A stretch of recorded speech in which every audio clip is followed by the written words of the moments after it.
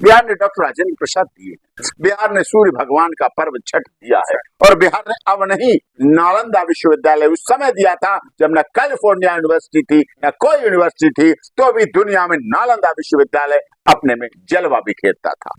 तो 1898 में सर्वे हुआ था, जो 1920 तक सर्वे चला, वो अंग्रेजों के समय का सर्वे था। आजाद भारत में सर्वे अभी नहीं हुआ, ये पहली बार हुआ है। फॉर्म 3 और फॉर्म 2, ये 2 और फॉर्म 3 भरे जाने हैं। उन फार्मों के साथ क्या क्या होना है ये मैं आपको बता दूं, क्या क्या लगना है वो मैं बता दूं। मटियल है मिट्टी, डुबाऊ है मिट्टी, गंगा के किनारे की मिट्टी है, या बंजर मिट्टी है, या चारागाह है, या मंदिर के पास की है जहाँ मेला लगता है, या हमारी है जमीन लेकिन मेले के लिए हमने छोड़ रखी है। और खेत पर अमीन जाएगा, पर्ची चिपकाने का काम रेवेन्यू डिपार्टमेंट कर रहा है। गांव पंचायत में सूचना दे दी जाएगी इस तारीख को इस गांव में अमीन लेखपाल आएंगे। सर एफिडेविट जो आप कह रहे हैं, एफिडेविट ये कौन सा होगा, 100 वाला होगा, 1000 के? एफिडेविट 10 रुपए वाले पे मान्य होता है, एफिडेविट 10 रुपए वाला। आधार कार्ड और इलेक्शन कार्ड कहीं का भी हो सकता है, तो भी आप बिहार के नागरिक माने जाएंगे, तब भी आप बिहार में जमीन के मालिक बन जाएंगे, तब भी आप जमाबंदी में पूरी तरह से हक दिलाने, हक लेने वाले काम रहेंगे। और एक कच्ची लिस्ट बनेगी गांव की, उसमें ये आएगा इतने खसरे का ये मालिक है, इसके ये मालिक है, उसको आप चेक करिए। अगर उसमें कोई कमी रह जाती है तो त्रुटि सुधार और उसमें संभालने के लिए आप एप्लीकेशन दे सकते हैं। मैंने बिहार के अररिया की आरती यादव, छोटू यादव का केस लड़ा, मनीष कश्यप का केस लड़ा, आनंद मोहन सिंह बाहुबली सांसद का केस लड़ा, ब्रजभूषण शरण सिंह का लड़ा, पूर्वांचल में बहुत देखा गया, संत रामपाल दास जी का लड़ा, अभी हाथरस नारायण साकार हरि का लड़ा, जीते। इन किसों की बता रहा हूँ जो जीते। जो बैनामे निकालेंगे, जो वसीयत निकालेंगे, जो विरासत निकालेंगे, जो रजिस्ट्री निकालेंगे, उसमें जो पैसे लगेंगे वो तो आपके लगेंगे, लेकिन इसके अलावा कोई नहीं। और कोई भ्रष्टाचार करता है, बिहार का कर्मचारी करता है, तो आप इस लाइन पर, इस फोन पर मैसेज करें, कॉल करें, जो कि एंटी करप्शन की हेल्पलाइन होगी। गरीब, दलित, शोषित, वंचित अगर बच गया, अगर धनबल, जनबल, बाहु वाला व्यक्ति उस पर हावी होके उसके बाप दादा की जमीन को कब्जा करने में सक्षम हो गया, तो ये न्याय नहीं होगा। अगर चाचा, ताऊ और भैया के सहारे रहे तो वो आपकी जमीन को घुमा फिरा के अपने नाम कर लेंगे। आप सऊदीया बैठे रहना, आप ईरान, इराक, जद्दा में कमाते रहना। सर एक सवाल ये चीज का निकल के आ रहा है कि जैसे उनको पता नहीं है कि उनकी जमीन कौन सी है, सर्वे नंबर, खाता नंबर, खेसरा संख्या, ये चीज पता नहीं है, तो उस स्थिति में वो लोग क्या करेंगे? वीडियो को ज्यादा से ज्यादा फैलाइए ताकि हर किसी तक जो सच्चाई है, जो सोशल मीडिया बहुत सारे फेक चल रहे हैं, वो हकीकत सामने आ सके। और जो सीनियर वकील एपी सिंह साहब ने बताया, उन चीजों को एक एग्जाम तक पूरे बिहार के आम आवाम तक पहुंचाने का प्रयास।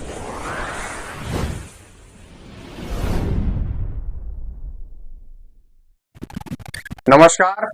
बिहार में जमाबंदी का नियम और कानून जो है लागू हो चुका है, और उस दरमियान बहुत सारी अफवाहें उठ रही हैं, बहुत तरह की बातें हो रही हैं। कुछ लोग यानी कि पलायन का, बिहार में बेरोजगारी है तो बहुत सारे लोग बिहार से बाहर है, मैक्सिमम लोग बिहार से बाहर है, और ऐसा बताया जा रहा है कि वो लोग बिहार आने पे मजबूर होंगे, वंशावली बनाना पड़ेगा। तरह तरह की बातें, अफवाह सोशल मीडिया हर जगह उठ रही है। तो हमें भी लगा कि ना इसके तह तक जाना चाहिए और उसकी पूरी जानकारी जो इकट्ठा होनी चाहिए, ताकि अपने चैनल के माध्यम से जो भी लोग हैं उन तक बात पहुंचाया जाए। हमारे साथ देश के जाने माने वकील, चर्चित वकील डॉक्टर एपी सिंह जी हैं, जिनसे हम इस बिंदु पे बात करेंगे और सर के माध्यम से जो भी चीजें हैं, एक एक बिंदु, जो कि जमाबंदी में क्या लगता है, किस तरह से होगा, आपने कराया है, नहीं कराया होगा, इन सब बिंदुओं पे बात करें। सर सबसे पहले स्वागत है हमारे चैनल में। बहुत बहुत धन्यवाद। सर दर्शकों को भी नमस्कार। सर जो सवाल उठ रहा है कि तरह तरह की बातें हो रही है कि आप नहीं कराएगा तो सरकार आपकी जमीन ले लेगी, आपके घर पे ये हो जाएगा, तो इस सब चीजों पे अफवाह का क्या सर रिजल्ट है? देखिए, ये आपने जो सवाल किए वास्तव में जनहित से जुड़े हुए सवाल हैं। ये सवाल आपके नहीं, लेकिन आपके तमाम बिहार के दर्शक जो केवल बिहार में नहीं है, वो गुवाहाटी भी है, चौपाटी भी है, कन्याकुमारी भी है, कश्मीर भी है, लद्दाख भी है, लेह भी, अटक भी, कटक भी, और सऊदी अरब भी है, दुबई भी है, कुवैत भी है, ईरान भी है, अमीरात में है, इराक भी है, लंदन भी है, अमेरिका में भी है, यूक्रेन में भी है, रशिया में भी है। क्योंकि बिहार का व्यक्ति इतना मेहनती है, इतना ईमानदार है, इतना तटस्थ है, इतना कर्मठ है कि वो कहीं भी अपनी जगह बना लेता है। और अपनी छवि को, क्योंकि बिहार ने सदैव लोहा, अभ्रक, खनिज, मैग्नीज, तांबा, जस्ता दिया है। बिहार ने डॉक्टर राजेंद्र प्रसाद दिए, बिहार ने सूर्य भगवान का पर्व छठ दिया है, और बिहार ने अब नहीं नालंदा विश्वविद्यालय उस समय दिया था जब न कैलिफोर्निया यूनिवर्सिटी थी न कोई यूनिवर्सिटी थी, तो भी दुनिया में नालंदा विश्वविद्यालय अपने में जलवा बिखेरता था। तो बिहार देश का बड़ा प्रदेश है, संभ्रांत प्रदेश है। ऐसे लोगों के लिए जो उनकी जमीन है, भावनाएं हैं। जमीन कोई एक जमीन का टुकड़ा नहीं होता है, आस्था होती है, भावना होती है, सेंटीमेंट्स जुड़े होते हैं, उसके साथ दादा परदादा के रिश्ते जुड़े होते हैं, उनके साथ उनकी यादें जुड़ी होती हैं कि हमारे इस खेत में जहां आज मैं खड़ा हूं, गन्ने की खेत की जुताई कर रहा हूं ट्रैक्टर से, कभी मेरे दादा ने बैल लेकर एक उसका हर वाला हल चलाया होगा और पूरे पूरे दिन हल चलाया होगा, भूखे हल चलाया होगा, और उस हल चलाते समय मेरी परदादी वह चवेना लेकर गई होंगी, पानी लेकर गई होंगी, गुड़ लेकर गई होंगी, रोटी लेकर गई होंगी, चावल लेकर गई होंगी। तो वो भावनाएं उससे जुड़ी होती। तो उस भावनाओं के तहत अब जो बिहार में सर्वे हो रहा है, 1898 में सर्वे हुआ था, जो 1920 तक सर्वे चला, वो अंग्रेजों के समय का सर्वे था। आजाद भारत में सर्वे अभी नहीं हुआ, ये पहली बार हुआ है, क्योंकि सर्वे के साथ साथ जो चीज आती है वो पहले खसरा से शुरू होता है, और इस सर्वे खसरा से, मैं आपको बताता हूँ कहां से शुरू होता है जमीन का मुद्दा। खसरा होता है गांव का, जितनी गांव की जमीन है वो खसरे में बटी होती है, कितने बीघा, कितने डिसमिल, कितने कट्ठा, कितने वो उसमें होती है, वो खसरा होता है। खसरा से मिलके बनते हैं मौजा। मौजा है बिहार में 50,000 मौजे बिहार में है, उसे मौजा कहते हैं। और मौजा मिलकर बनते हैं अंचल, जिसे 534 अंचल हमारे बिहार में हैं, और अंचल मिलके बनते हैं अनुमंडल, जो कि 101 से अधिक अनुमंडल है।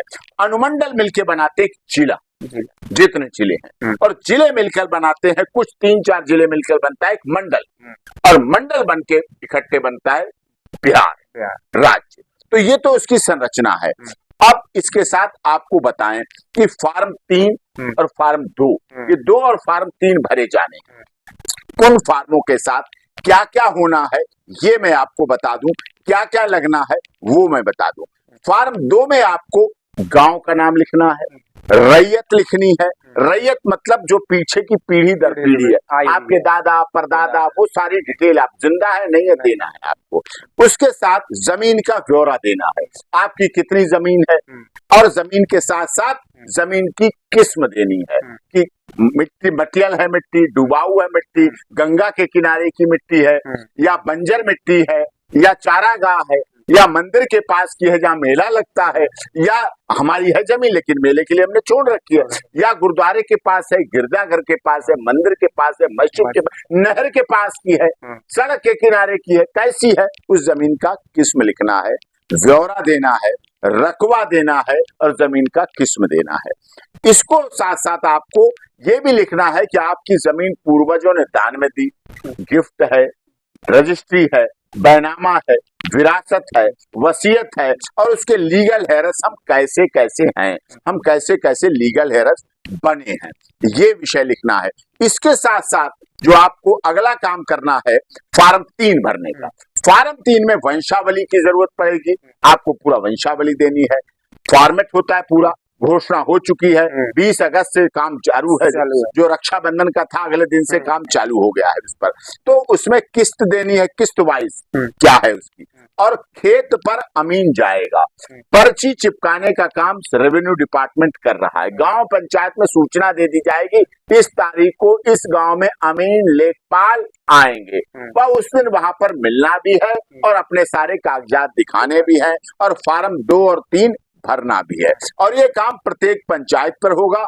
और उसके बाद जो आप कर रहे हैं, जब फार्म आपने 2 भर लिया और उसके बाद फार्म 3 भर लिया, ये सारा कुछ आपने जब ईमानदारी से कर लिया, फिर आपके पास एक काम आता है मूल जमाबंदी फार्म के साथ क्या लगाएं, कागज लगाने पड़ेंगे। लोगों में बड़ा सवाल है, आप भी वरिष्ठ पत्रकार हैं, आपका चैनल भी पूरी दुनिया में देखा जाता है, क्योंकि आजकल सोशल मीडिया का जमाना है।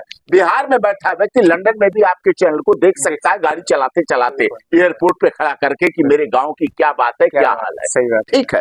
तो वो मूल जमाबंदी फार्म के साथ लगाना क्या क्या है, जिसे अनुलग्नक कहते हैं, एनेक्सर कहते हैं, संलग्नक कहते हैं, अटैच क्या करते हैं, शब्द अलग अलग हो सकते हैं, विषय एक ही, क्या लगाना है। उसमें आपको मूल जमाबंदी रैयत की मृत्यु तिथि का प्रमाण पत्र लगाना है। अब आपके पास सवाल आएगा कि हमारे पास तो दादा का डेथ सर्टिफिकेट ही नहीं है, हम तो नहीं बनाए हैं, तो आप लिख कर दें, एफिडेविट दें कि मेरे दादाजी की मृत्यु ये हो चुकी है, उनके परदादा का नाम ये था और उनकी ये जमीन थी, उनके वारिस बने हैं मेरे बाबा, उनके वारिस बने हैं मेरे पिता और उनका वारिस बना हूं मैं। सर एफिडेविट जो आप कह रहे हैं, एफिडेविट ये कौन सा होगा, 100 वाला होगा, 1000 के? नहीं, एफिडेविट 10 रुपए वाले पे मान्य होता है, एफिडेविट 10 रुपए वाले। तो उसके साथ आप मृत्यु तिथि का पहली प्राथमिकता मृत्यु तिथि का प्रमाण पत्र हो। मृत्यु तिथि का प्रमाण पत्र बिहार का ही हो ऐसी बात नहीं, भाई किसी का इलाज एम्स में हुआ, यहाँ मौत हो गई, तो चेन्नई में करा रहा था, वहां की मौत, जहां का डेथ सर्टिफिकेट हो आप वहां का उसे दें। उसके बाद जमाबंदी संख्या की विवरणी, जो माल गुजारी है, माल गुजारी और रसीद जो मिलते पैसे जमा करने, उसको आपको लगाना है। जमाबंदी और संख्या की विवरणी और माल गुजारी को आप सभी दर्शकों को अपने कागजों के साथ लगाना है। कागज कौन से? Form number 2। कागज कौन से? Form number 3। अब मैं समझा रहा हूं, ये जो लगाने हैं कागज, खतियान की नकल लगानी है। खतियान जो मिलता है, खसरा खतौनी, खसरा का खतियान जो नकल मिलती है, जो आप तहसील से ले सकते हैं, लेखपाल से ले सकते हैं, एसडीएम के यहाँ से ले सकते हैं, आरटीआई लगा के ले सकते हैं, उस खतियान की नकल लगानी है।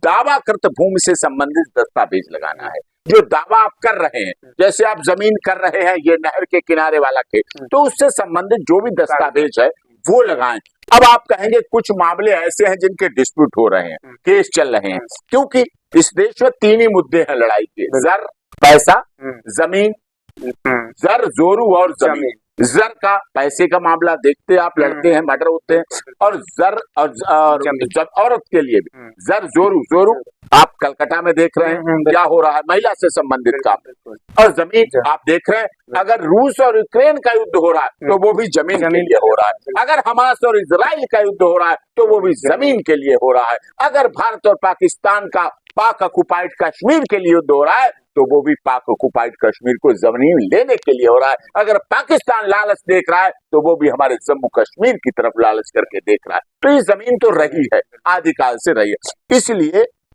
हमें उससे संबंधित कागज लगा। अब आप कहेंगे जो केस चल रहे हैं, कुछ के केस एसडीएम के यहाँ चल रहे हैं, कुछ के यहाँ तहसील में चल रहे हैं, कुछ के यहाँ एडीएम के यहाँ चल रहे हैं, कुछ के यहाँ कलेक्ट्रेट में चल रहे हैं, कुछ के माननीय जिला अदालत में चल रहे हैं, कुछ पटना अंडरवल पटना हाई कोर्ट, कुछ अंडरवल सुप्रीम कोर्ट, कुछ रिव्यू, कुछ क्यूरेटिव। ये तो लड़ने की क्षमता है, व्यक्ति लड़ता चलाता है। जो लास्ट फैसला हो, जिसके में हक में फैसला हुआ, जहां का भी हुआ, जिस जमीन से संबंधित हुआ, आप उस फैसले को लगाएं, आप उन कागजों को लगाएं, आप उनको दाखिल करें, आप उनके साथ जमा करें। जब आप जमा करेंगे तो आपका ये पूरा आवेदन जो है, आवेदक का हित अंजन यानी मृतक का वारिसान भी दिया जाएगा, और इसके साथ आप अपना आवेदक का आधार कार्ड लगाएं और इलेक्शन कार्ड लगाएं।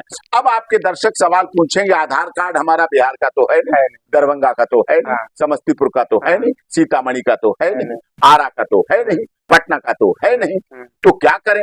आधार कार्ड और इलेक्शन कार्ड आपका देश का कहीं का भी हो, देश का कहीं का भी हो, आप वहां का लगाइए और उसको दीजिए, और उसमें कहीं भी। अब दिल्ली में तो देश की राजधानी है, यहाँ भी पूर्वांचल के बहुत लोग हैं, यहाँ भी बिहार के लोग हैं। हमारे माननीय सांसद मनोज तिवारी जी यहाँ से जीते हैं, तीसरी बार जीते हैं, तो विधायक है हमारे माननीय, बहुत मेयर है। तो इसलिए आधार कार्ड और इलेक्शन कार्ड कहीं का भी हो सकता है, तो भी आप बिहार के नागरिक माने जाएंगे, तब भी आप बिहार में जमीन के मालिक बन जाएंगे, तब भी आप जमाबंदी में पूरी तरह से हक दिलाने, हक लेने वाले काम रहेंगे। और बिहार का ये नया जमाबंदी कानून बहुत अच्छा है, माननीय नीतीश कुमार जी ने इसलिए किया है कि जिससे कि, क्योंकि ये सर्वे 45,862 जगह पे होगा, गांव में होगा, और इसमें अनाधिकृत कब्जे वालों का सफाया होगा।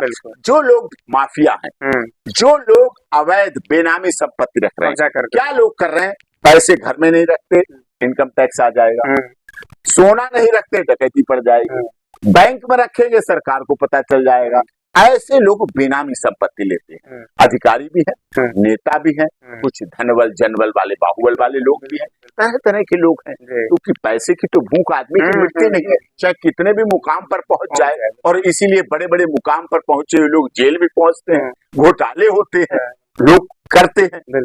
तो बिहार भी इससे अछूता थोड़ी है, जब पूरे देश में होते हैं।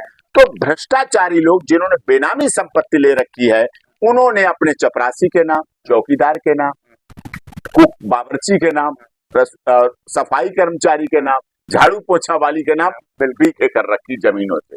तो उन लोगों की जमीन अब फिर चली जाएगी, क्योंकि वो उन्हीं के पास रह जाएगी, क्योंकि अब अपने पास लेंगे कैसे ये उनको देखना है। तो जो भ्रष्टाचार और बेनामी, वो जमीन गरीबों को भी मिलेगी, उससे गरीबों का भी लाभ होगा। जैसे हम लोगों की जमींदारी रेवोल्यूशन हुआ, रेवोल्यूशन आया जमींदारी, तो हमारी जमीनें रियासत 50 गांव में थी, उनकी रियासत चली गई, हमारी रियासत चली गई, हमारी विरासत चली गई, वो जमीन पट्टों में बट गई, वो लोगों को पट्टों में बट गई, पट्टों में मिली।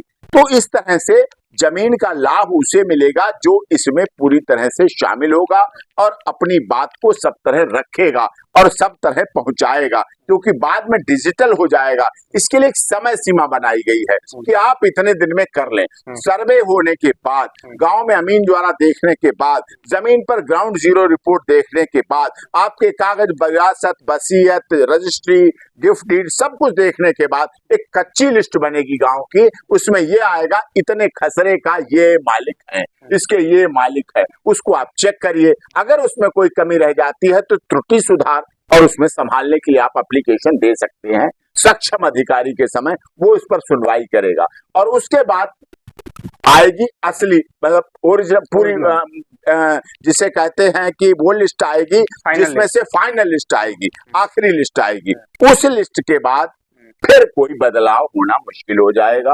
अगर उसमें बदलाव करेंगे, कानून के तो रास्ते आगे भी हैं, लेकिन वो बदलाव कराने के लिए आपको बहुत लंबी लड़ाई करनी पड़ेगी और बहुत लंबी कोर्ट कचहरी करनी पड़ेगी, बहुत दूर दूर जाना पड़ेगा, बहुत परेशान होगा। तो 90 दिन का जो टाइम लिमिट है उसका ध्यान रखें।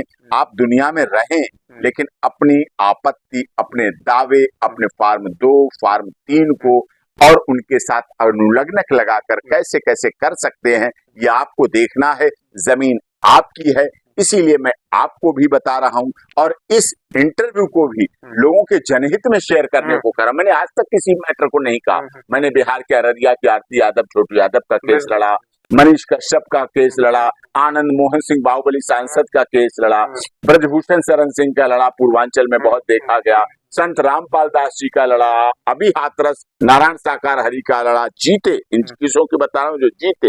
हाथरस रेप प्रकरण लड़ा। मैंने कभी नहीं कहा कोई शेयर करने के लिए, क्योंकि वो अच्छी बातें ऐसी नहीं थी, लेकिन आज मैं कह रहा हूँ, इसीलिए मैंने अपना ये डिटेल और अपना इंटरव्यू जो हमारा फेसबुक पेज है, सोशल साइट्स है, डॉक्टर AP सिंह लायर, उस पे भी डाला। आजकल लोग इंस्टाग्राम देखते हैं, तो हमने doctor AP Singh lawyer Instagram पे भी डाला। और आपको भी बोल रहा हूं कि इसको लोगों में शेयर करें, जिससे लोगों तक वो आवाज पहुंच सके। आपको समझ में नहीं आया, आप इसी को बार बार देखें। आप जितनी बार इसको देखेंगे, आपके, मैं दावा करता हूं, 27 साल से सुप्रीम कोर्ट में प्रैक्टिस कर रहा हूं, भरोसा देता हूं, जितनी बार आप इसको देखेंगे, आपके हर सवाल का जवाब इसमें मिलेगा। और इसमें कोई पैसे नहीं लग रहे हैं। फार्म नंबर 2, फार्म 3 में कोई पैसे नहीं लगेंगे।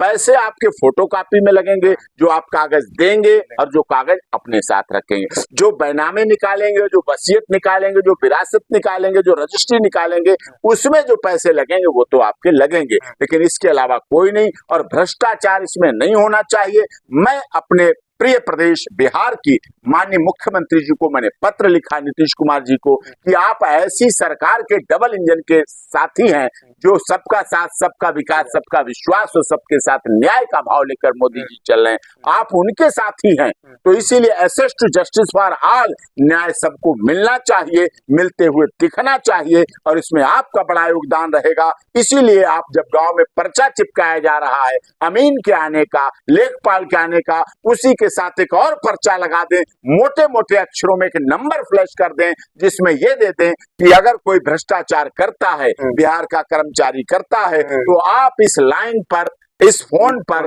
मैसेज करें, कॉल करें, जो कि एंटी करप्शन की हेल्पलाइन होगी। और उनको आप ईमानदार और अच्छे अधिकारियों को वो एंटी करप्शन की हेल्पलाइन दें। और ये मैं विधायकों से भी अनुरोध करता हूं, बिहार के सांसदों से भी अनुरोध करता हूं कि वो इसमें बिहार सरकार के लिए कहें और जिससे भ्रष्टाचार नहीं हो। अगर इस मूल जमाबंदी में भ्रष्टाचार हो गया तो मैं आपको आगाह करता हूं, तो गरीब, दलित, शोषित, वंचित अगर बच गया, अगर धन बल, जन बल, बाहु वाला व्यक्ति उस पर हावी होके उसके बाप दादा की जमीन को कब्जा करने में सक्षम हो गया, तो ये न्याय नहीं होगा। और फिर न्याय पाने के लिए वो गरीब की हाय तो पड़ती ही है, लेकिन उसके साथ वो जो उससे बन सकेगा वो करेगा। फिर आप ये मत कहना केस बढ़ गए, कचहरी बढ़ गई, मुकदमे बढ़ गए, वो किसी तरह के भी हो जाएंगे। इसीलिए अगर आपकी भावना अच्छी है माननीय मुख्यमंत्री जी, आप चाहते हैं कि सबकी जमीन सबको मिले और आप चाहते हैं फालतू जमीन जो है वो पालतू लोगों को मिल सके, जो जरूरतमंद हैं उनको मिले, तो आपको ये जमाबंदी निष्पक्ष, ईमानदारी से, भ्रष्टाचार मुक्त बना के करनी पड़ेगी। और जो बाहर रह रहे हैं उन्हें भी इस संपर्क में रहना चाहिए, आना चाहिए और अपने काम को खुद कराना चाहिए। अगर चाचा, ताऊ और भैया के सहारे रहे तो वो आपकी जमीन को घुमा फिरा के अपने नाम कर लेंगे। आप सऊदीया बैठे रहना, आप ईरान, इराक, जद्दा में कमाते रहना, आप लंदन में बैठ के गाड़ी चलाते रहना, आप यूक्रेन में गड्ढा खोदते रहना, आप रूस में मकान बनाते रहना, आप कहीं दुनिया में रहना, आपकी भावनाएं जुड़ी हुई हैं, केवल जमीन का टुकड़ा नहीं, वो भावनाएं हैं। और अगर आप भावनाओं को जीवंत देखना चाहते हैं, रहना चाहते हैं, सरकार से परमिशन लो, आपको वीजा नहीं मिल रहा, नोटिफिकेशन लगाओ कि हमारी जमीन का सर्वे हो रहा है, मैं जाऊंगा और अपने गांव जाऊंगा, गांव का आना हो जाएगा, आपकी जमीन की जमीन सुरक्षित हो जाएगी, कोई इसमें खर्च नहीं है, अपने सारे कार्य को अच्छी तरह कर लो। सर एक सवाल ये चीज का निकल के आ रहा है कि जैसे उनको पता नहीं है कि उनकी जमीन कौन सी है, सर्वे नंबर, खाता नंबर, खेसरा संख्या, ये चीज पता नहीं है, तो उस स्थिति में वो लोग क्या करेंगे? उन्हें तहसील जाना चाहिए, खतौनी निकालनी चाहिए, खसरा देखना चाहिए, गांव के लोगों से बात करनी चाहिए, जरूर बताएंगे कि तुम्हारी ये जमीन है, तुम्हारा ये खाओ।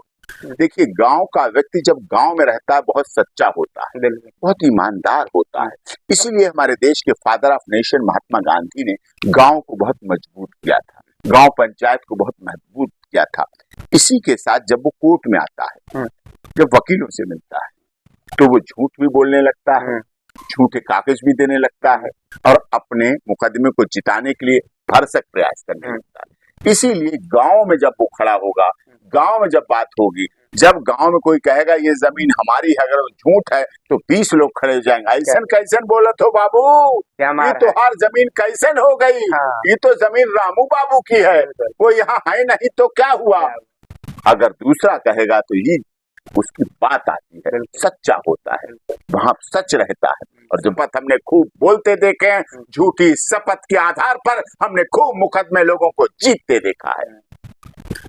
तो सुना आपने वकील साहब के माध्यम से डॉक्टर पी सिंह जी साफ तौर पे पूरे स्पष्ट रूप से बता दिए कि किस तरह से अगर आप कहीं भी रह रहे हैं, बिहार से बाहर रह रहे हैं, तो आप जल्द से जल्द टिकट कराइए और अपने गांव आइए और गांव आने के बाद से अपने जमीन सर्वे जो चल रहा है उसमें भाग लीजिए। नहीं तो आपका जमीन, जाहिर सी बात है कि आपके चाचा काका के भरोसे रहिएगा तो अपने नाम से करा लेंगे। दूसरा मुख्य बिंदु जो उन्होंने कहा, माननीय नीतीश कुमार जी के को अपील उन्होंने किया, विधायक सांसद को अपील किया कि जिस तरह से अगर जमाबंदी जो चल रही है, सर्वे जो चल रहा है, अगर निष्पक्ष नहीं हुआ तो जाहिर सी बात है जो ब्लॉक के अधिकारी हैं, चाहे अमीन हो, कर्मचारी हो, सचिव, ऐसे लोगों को संलिप्त करके और जमीन अपने नाम से करा ली जाएगी। इसलिए ऐसे लोग सावधान रहने की जरूरत है। और जो नंबर है वो नीतीश सरकार को, डबल इंजन की सरकार, बिहार के मुख्यमंत्री जी को जारी करना चाहिए, ताकि आने वाले समय में किसी को ऐसा लगता है तो उस नंबर पे वो कॉल कर सकते हैं। खैर चलिए, कमेंट करके बताइए आप क्या सोचते हैं और इस वीडियो को ज्यादा से ज्यादा फैलाइए ताकि हर किसी तक जो सच्चाई है, जो सोशल मीडिया बहुत सारे फेक चल रहे हैं, वो हकीकत सामने आ सके। और जो सीनियर वकील एपी सिंह साहब ने बताया, उन चीजों को एक एक जान तक पूरे बिहार के आम आवाम तक पहुंचाने का प्रयास करिए। जय हिंद।